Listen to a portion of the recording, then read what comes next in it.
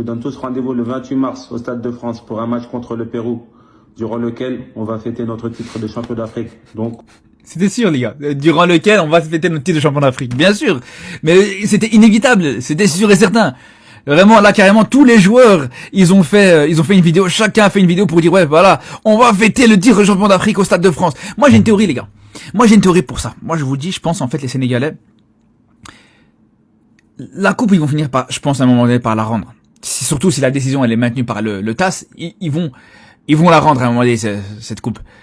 Moi, je pense qu'il y a une chose. Moi, j'ai l'impression que là, les Sénégalais, les joueurs sénégalais, il y a une chose à laquelle vraiment ils tiennent à cœur, c'est de célébrer ce titre de champion au Stade de France en vrai de vrai. Et je suis sûr et certain qu'une fois qu'ils vont célébrer ce titre au Stade de France à Paris, je suis persuadé que juste derrière, en vrai, pour moi, je pense que cette histoire, elle pourra se terminer. Ils vont célébrer leur titre, ils vont célébrer leur trophée, et puis juste derrière ce trophée, il reviendra au Maroc, et la situation pourra redevenir normale. Moi, je pense que voilà, c'est comme ça que ça va se passer. En vrai de vrai.